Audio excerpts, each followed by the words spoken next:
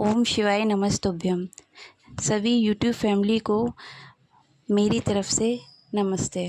आज मैं आपको सोमवती अमावस्या की कहानी सुनाने वाली हूँ, जो इस प्रकार है। एक पौराणिक कथा के अनुसार एक राज्य में एक निर्धन ब्राह्मण रहता था।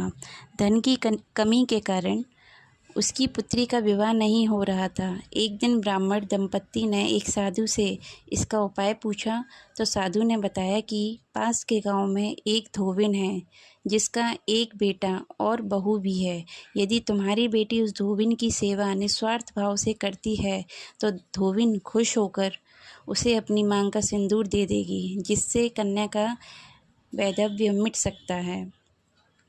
ऐसा सुनकर गरीब कन्या अगले दिन ब्रह्म मुहूर्त में उनके घर जाकर सारा काम करने लगी, लेकिन धोबिन या उसकी बहू को नहीं पता था कि यह काम कौन करता है। एक दिन धोबी ने अपनी बहू से पूछा कि तुम इतना सारा काम इतनी जल्दी कैसे कर लेती हो? तो बहू बोली, मुझे लगा कि आप यह सारा काम करती हैं। धोबिन ने यह बात सुनकर नज़र रखने का विचार किया।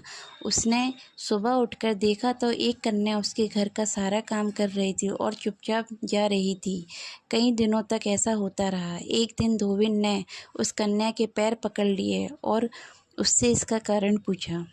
कन्या ने साधु द्वारा कई सारी बात धोबिन को बता दी। धोबिन ने अपनी मांग का सिंदूर उसे दिया। उसी समय धोबिन का पति मर गया।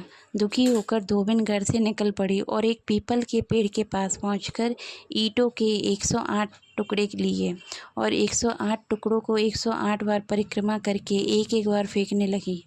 ऐसा करने से उसका पति जीवित हो उठा।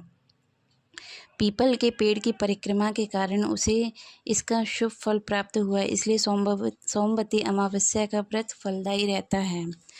तो ये रही सोमवती अमावस्या की कथा।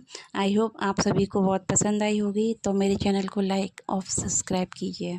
धन्यवाद।